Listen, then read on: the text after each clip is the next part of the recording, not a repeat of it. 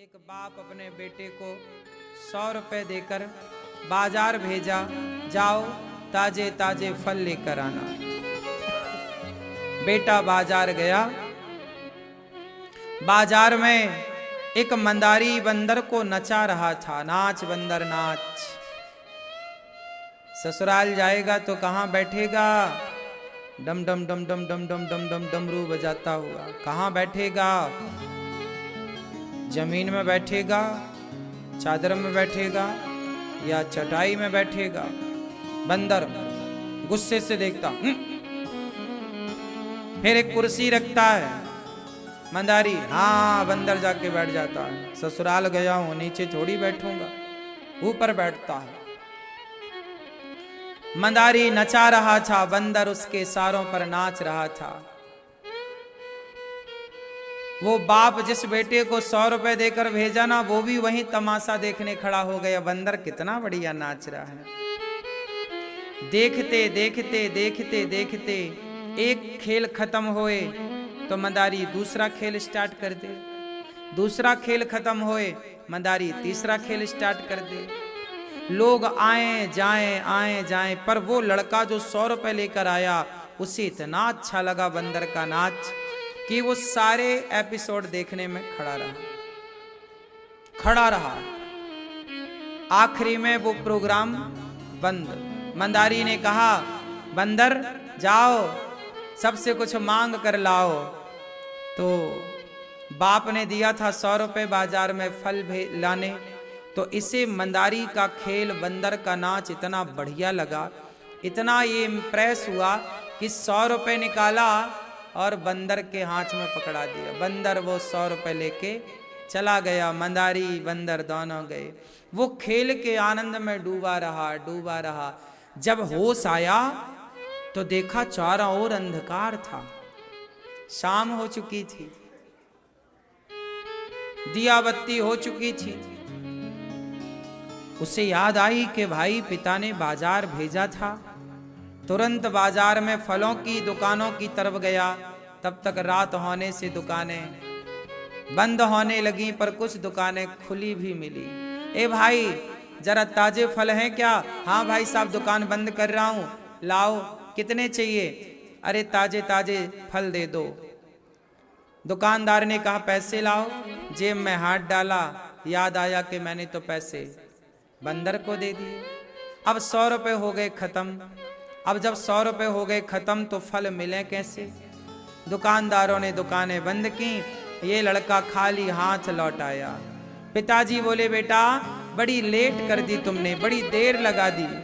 ये बताओ कौन से फल लाए हो? बेटा बोला, पिताजी फल तो नहीं मिले, बाजार बंद हो गई। अच्छा पर तू तो टाइम से गया था, फल क्यों नहीं मिले? क्या बताऊं पिताजी। अच्छा कोई बात नहीं, फल नहीं मिले कोई बात नहीं, चल पैसे वापस कर। अब पैसे वापस कैसे करे, चूंकि बंदर में लुटा चुका था। अब पैसे भी नहीं है वापस करने को और फल भी नहीं लाया। पैसे खर्च हो गए ना और फल भी नहीं आए। पिता ने अपने पुत्र को सामने खड़ा किया। क्या किया तूने? पूरी बात बताई। अब ये छोटी सी कहानी आप समझ गए। अब ये कहानी हम सबकी है। कैसे? अब इसे जरा दूसरे तरीके से समझो। अब इसे दूसरे हिसाब से, दूसरे एंगल से समझते हैं। अब जरा आप लोग तैयार हैं दूसरे तरीके से समझने के लिए? तो रेडी हो जाओ। आओ इस कहानी का दूसरा भाग सुनते हैं, दूसरा पहलू सुनते हैं। एक पिता ने अपने बेटे को कितने रुपए दिए? 100 रुपए। एक पिता बेटे को 100 रुपए देकर बाजार भेजता है। वो एक पिता है परमेश्वर, और वो बेटा है आप और हम सब। एक परमात्मा ने, मतलब भगवान ने हम सबको 100 रुपए दिए। 100 रुपए मतलब 100 वर्ष की आयु, 100 साल का जीवन दे करके भगवान ने हमें बाजार भेजा। संसारिक बाजार है। हम संसार में आए 100 रुपए लेकर, मीन्स 100 वर्ष की आयु लेकर आए। क्या लेने आए थे? फल। यहां हम क्यों आए थे? अच्छे अच्छे कर्मों का फल, अच्छे कर्म करने आए थे, कर्मों का फल। लेकिन हमारा मन कहां लग गया? मंदारी, बंदर के नाच में। ये मंदारी क्या है? इस संसार में हमें बंदर और मंदारी मिले। कौन है मंदारी और कौन है बंदर? कभी पत्नी मंदारी बन जाती है तो पति बंदर बन के नाचता है, कभी पति मंदारी बनता है तो पत्नी बंदर कर नाचती है, कभी माता पिता मंदारी बनते हैं तो बच्चे बंदर होके नाचते हैं। हाँ या ना? कभी आपकी पत्नी आपको प्रसन्न करने के लिए नाचती है तो कभी आप उसके लिए नाचते हैं, कभी आप दोनों के लिए आपके बच्चे नाचते हैं। और इसी नाच गाने में, इसी परिवार की उलझन में, इसी बच्चे परिवार विषय भोग में आपके 100 रुपए खर्च हो जाते हैं। 100 रुपए मतलब 100 वर्ष की आयु। बच्चे पैदा करने में, पढ़ाने में, लिखाने में, कमाने में कब आपके 50 रुपए खर्च हो गए, कब आपकी 50 साल की आयु चली गई, कब आप 60 साल के हो गए, कब 70 साल के हो गए। जब आंख खुली, पता लगा कि हमें फल खरीदने थे, अच्छे कर्म करने थे, तब तक अंधकार था, तब तक जीवन की शाम थी, बुढ़ापा था। जब होश आया कि अच्छे कर्म करने चाहिए, तब बुढ़ापे की शाम थी और फलों की दुकान अब बंद होने को है। मतलब बुढ़ापे में अब तुमसे तीर्थ यात्रा भी तो ना होगी, अब तुमसे चढ़ाइयां भी तो ना चढ़ी जाएंगी, अब तुम अच्छे कर्म कैसे करोगे? जब तक शरीर में ताकत थी तब तक वो सारी ताकत, सारी एनर्जी, सारी ऊर्जा तुमने कहां खर्च की? हमारे शरीर का सेंटर पॉइंट क्या है? बोलो, हमारे शरीर का मध्य भाग क्या है? उत्तर दो। हमारे शरीर का मध्य भाग है नाभि। हमारी नाभि, नाभि है, आपकी नाभि है। हमारे शरीर का मध्य भाग क्या है? हमारी नाभि। अब जरा ध्यान से सुनना, हमारी नाभि के नीचे और हमारी नाभि के ऊपर हमारी जो शक्ति है, हमारी जो एनर्जी है, जिसे हम ब्रह्मचर्य कहते हैं। क्या कहते हैं? हमारी जो शक्ति है, यदि आपकी एनर्जी नाभि के नीचे चली गई तो उसी को कहते हैं वासना। और आपकी एनर्जी नाभि से ऊपर हृदय में आकर उस परमात्मा की आराधना में लग गई तो उसी का नाम है उपासना।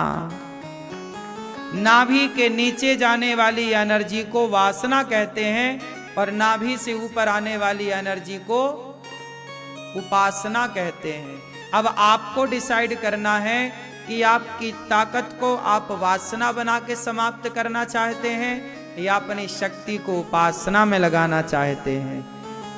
दोनों जगह आपकी ताकत लगनी है, दोनों जगह के लिए आपको ताकत चाहिए, एनर्जी चाहिए। अब कहां लगानी है? मर्जी आपकी। आजकल के लोग विषयी बन गए हैं, जवानी भर विषयों का सेवन करते हैं, बुढ़ापे में भी उनका मन विषय वासनाओं की तरफ भागता है। कब करोगे मन को कंट्रोल? कब अपनी शक्ति को अब भगवान की उपासना में, भगवान के चिंतन में खर्च करोगे? 100 रुपए खर्च हो गए आपके ये मंदारी के नाच गाने में। खाली हाथ जाओगे भगवान के पास, वो बेटा बाप के पास आया तो खाली हाथ आया, 100 भी खर्च हो गए, फल भी नहीं लाया। ना तो आप अच्छे कर्म कर पाए, ना अपने जीवन को बचा पाए। भगवान के आगे जाके खाली खड़े हो जाओगे, फिर भगवान कहेंगे जाओ अब तुम कुत्ता बिल्ली बनने के लायक हो। वही व्यक्ति का पतन होता है और वही 84 के चक्कर में घेरा लगाता। यही है जीवन का सार, यही है जिंदगी। पृथ्वी गोल है, सब कुछ ही तो गोल है ना? इसलिए हम भी जो कर्म करते हैं वो कर्म हमें वापस मिलते हैं। अच्छे करेंगे तो अच्छे वापस मिलेंगे, बुरे करेंगे तो बुरे वापस मिलेंगे। कहते हैं ना, पेड़ बोए बबूल का तो आम कहां से आए। इसलिए कहता हूं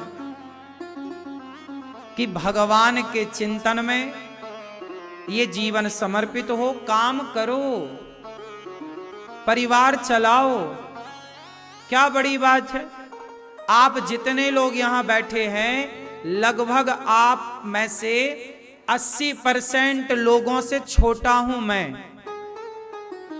आप जितने लोग यहां बैठे हैं, लगभग बच्चों से छोड़ दीजिए 20% यहां जवान बहन बेटियां और छोटे छोटे बच्चे हैं, उनसे छोड़ करके बाकी आप जितने लोग बैठे हैं, सबसे आयु में मैं छोटा हूं कि नहीं।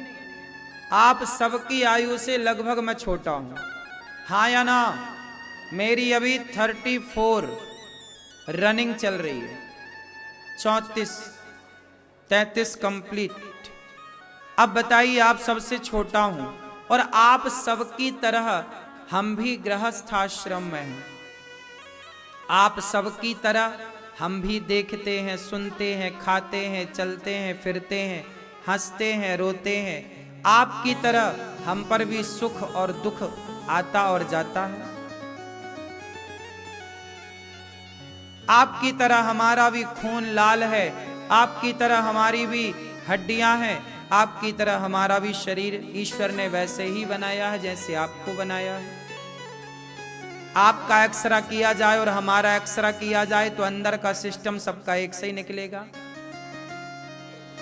नहीं निकलेगा। क्यों? अंदर तो सब फंक्शन लगभग सेम है। फिर जब आपसे छोटे होकर के ये दास अनिरुद्ध गृहस्थ में रह के और अपने कर्तव्यों को पूरा करता हुआ यदि प्रभु का चिंतन कर पा रहा है, तो आप गृहस्थ में रह के अपने कर्तव्य पूरे करके प्रभु का चिंतन क्यों नहीं कर पा रहे हो? कहां कमी है? हम तो आपसे छोटे हैं, आपकी आयु तो हमसे बहुत बड़ी है, आपका अनुभव तो हमसे बहुत अधिक होगा। इसलिए आप ये नहीं कह सकते कि नहीं जी हम नहीं कर पाएंगे। हम आपको करके बता रहे हैं ना, हम कह के नहीं बता रहे हैं, करके ही तो